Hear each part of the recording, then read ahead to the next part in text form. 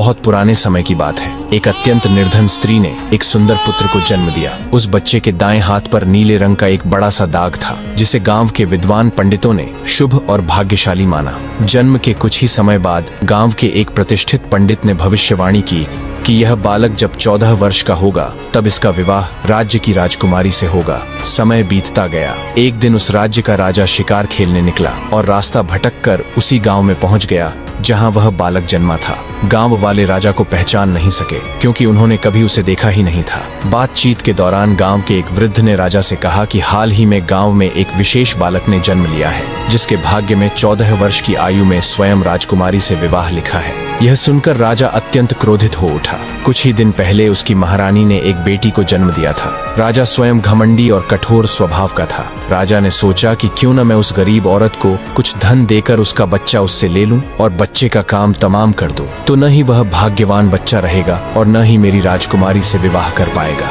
वह गांव के उस बूढ़े से बोला, बाबा तुम मुझे उस औरत के पास ले चलो। बूढ़ा व्यक्ति उस राजा को उस भाग्यशाली बच्चे की माँ के पास ले गया। राजा ने उस महिला से विनती की और बोला, तुम बहुत गरीब हो, इस बच्चे का पालन पोषण कैसे कर पाओगी? ये बच्चा मुझे दे दो, मैं इसे अच्छे से पालूंगा। पर वह गरीब औरत अपने बेटे को देने से लगातार इनकार करती रही। तब राजा ने उसे बहुत सारा धन दिया और कहा, इस धन से तुम अपना जीवन आराम से चला सकोगी और जब यह भाग्यशाली बच्चा बड़ा होगा तो खुद ब खुद तुम्हारे पास लौट आएगा। गरीब माँ ने सोचा, यह बच्चा सचमुच बहुत भाग्यशाली है, तभी तो खुद एक अमीर व्यक्ति इसे लेने मेरे घर आ पहुंचा है। शायद यही भगवान की इच्छा है। काफी सोच विचार के बाद उस माँ ने भारी मन से अपना बच्चा राजा को दे दिया। राजा जब थोड़ी दूर पहुंचा तो उसने बच्चे को एक लकड़ी के संदूक में डालकर नदी में बहा दिया। उसके मन में यह विचार था कि दम घुटने से वह बच्चा संदूक के भीतर ही मर जाएगा। राजा यह सोचकर मन ही मन बहुत प्रसन्न हुआ कि उसने अपनी प्यारी बेटी को उस भविष्यवाणी से बचा लिया। लेकिन जैसा कि आप जानते हैं, मारने वाले से बड़ा बचाने वाला होता है। वही इस बालक के साथ भी हुआ। वह लकड़ी का संदूक बहते बहते एक पंचक्की के पास जाकर अटक गया। ऐसी मोटिवेशनल वीडियो देखने के लिए हमारे चैनल को फॉलो करें। मैं आपके लिए ऐसी मोटिवेशनल कहानी। वहाँ काम करने वाले एक नौकर की नजर उस संदूक पर पड़ी। उसने सोचा कि उसमें जरूर कुछ कीमती चीज होगी। वह पानी में उतरकर उसे बाहर ले आया। जब उसने संदूक खोला तो हैरान रह गया। उसमें एक छोटा बच्चा सो रहा था। नौकर ने सोचा, यह बच्चा मेरे किसी काम का नहीं, क्यों न इसे अपने मालिक के पास ले चलूं? उनकी कोई संतान भी नहीं है, शायद वे इसे अपना लें। ऐसा सोचकर वह मालिक के पास गया। पनचक्की का मालिक उस बच्चे को देखकर बहुत खुश हुआ। उसे लगा जैसे भगवान ने उसकी और उसकी पत्नी की प्रार्थना सुन ली हो। पति पत्नी दोनों ने बहुत प्रेम और स्नेह से उस बच्चे का पालन पोषण शुरू कर दिया। जैसे जैसे वह बालक बड़ा होने लगा, उसके चेहरे की आभा और तेज बढ़ते गए। जो भी उसे देखता बस देखता ही रह जाता। एक दिन भाग्य ने फिर कुछ ऐसा मोड़ लिया कि राजा एक बार फिर उसी बच्चे के पास जा पहुंचा।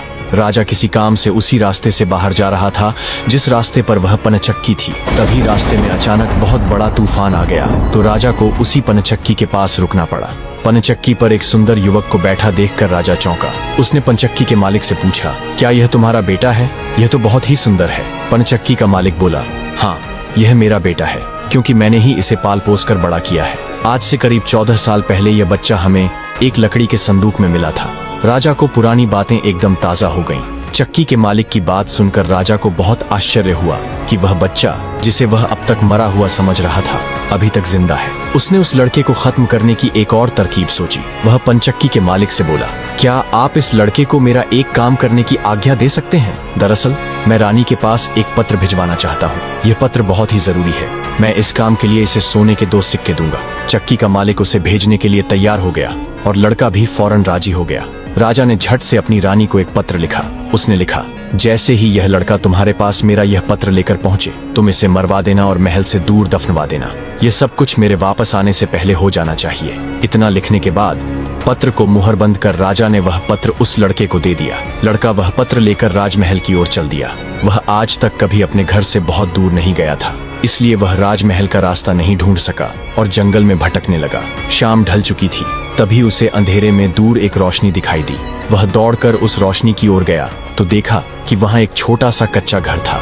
उस घर में कोई दरवाजा नहीं था। जब वह अंदर गया तो देखा कि एक बूढ़ी औरत आग जलाकर अकेली बैठी है। बूढ़ी औरत ने उससे पूछा, बेटा तू कहाँ से आ रहा है और तुझे कहाँ जाना है? लड़का बोला, मैं पास के गांव की पंचक्की से आ रहा हूँ और रानी माँ को यह खत देने जा रहा हूँ। लेकिन मैं रास्ता भूल गया हूँ और अंधेरा हो गया है। तभी मुझे दूर यह घर दिखाई दिया तो रात बिताने के लिए यहाँ चला आया। बूढ़ी औरत को उस लड़के पर बहुत दया आई, क्योंकि वह जगह डाकुओं का अड्डा था और वह बूढ़ी औरत उन्हीं की नौकरानी थी। उसे डर था कि अगर डाकुओं ने लड़के को देख लिया तो वे उसे मार डालेंगे। ये जानकर लड़का थोड़ा घबरा गया, पर अंधेरे में कहीं और जाना भी आसान नहीं था और दिन भर चलने से वह बहुत थक चुका था, इसलिए उसे जोरों की नींद आ रही थी। बुढ़िया के कहने पर वह घर के एक कोने में चुपचाप जमीन पर सो गया। आधी रात के बाद जब डाकू घर लौटे तो किसी अजनबी को अपने ठिकाने पर देखकर वे बुढ़िया पर बहुत गुस्सा हुए। तब बूढ़ी नौकरानी ने उन्हें सारी बात बता दी और वह चिट्ठी भी डाकुओं के सरदार को सौंप दी जो लड़के ने उसे दिखाई थी। राजा की मुहर देखकर डाकुओं को शक हुआ। सरदार ने बड़ी सावधानी से चिट्ठी को खोला और पढ़ा। उसमें लिखा था कि जैसे ही यह लड़का रानी के पास पहुंचे उसे मरवा कर महल से दूर दफनवा देना। सोते हुए उस मासूम बच्चे को देखकर सरदार को उस पर बहुत तरस आया। उसने वह चिट्ठी फाड़ दी और उसकी जगह एक नई चिट्ठी लिखकर उसमें रख दी। उस नई चिट्ठी में लिखा था, जैसे ही यह लड़का राजमहल में पहुंचे तुम इसका विवाह राजकुमारी से कर देना। ये कार्य मेरे लौटने से पहले पूरा हो जाना चाहिए। इतना लिखकर सरदार ने वह पत्र उस लड़के के पास में रख दिया और सुबह होने से पहले ही डाकू वहां से चले गए। सुबह जब वह लड़का सोकर उठा तो उस बूढ़ी ने उसे कुछ जलपान कराया। फिर वह लड़का राजमहल की ओर चल पड़ा। राजमहल पहुंचकर उसने वह खत रानी माँ तक पहुंचा दिया। रानी ने जब खत पढ़ा तो उसे बड़ा आश्चर्य हुआ कि राजा ने यह कैसी आज्ञा दी है, एक अनजान लड़के से अपनी राजकुमारी का विवाह करने की। रानी ने देखा कि खत पर राजा की साक्षी मोहर लगी हुई थी, इसलिए उसने सोचा कि यह कोई धोखा भी नहीं हो सकता। राजा के वापस आने से पहले ही उसे अपनी बेटी का विवाह इस लड़के से करना था। रानी ने लड़के को अपने पास बुलाया। उसका भोला भाला और सुंदर चेहरा देखकर रानी को वह लड़का बहुत पसंद आया और उसने अगले ही दिन अपनी बेटी का विवाह उससे कर दिया। लड़का राजकुमारी के साथ सुखपूर्वक उस महल में ही रहने लगा। कुछ महीनों बाद राजा वापस अपने राजमहल में आया तो वह उस लड़के के बारे में जानने के लिए बहुत उत्सुक था। उसने महारानी से पूछा, उस खत वाले लड़के का क्या हुआ? महारानी बोली, आपके कहे अनुसार मैंने उस लड़के का विवाह अपनी राजकुमारी से करवा दिया। राजा यह सुनकर बहुत गुस्से में आ गया। जिस बात को वह नहीं होने देना चाहता था आखिर वह हो गई। उसने अपनी पत्नी से वह खत मांगा। राजा ने उसमें उस लड़के से राजकुमारी के विवाह की बात पढ़ी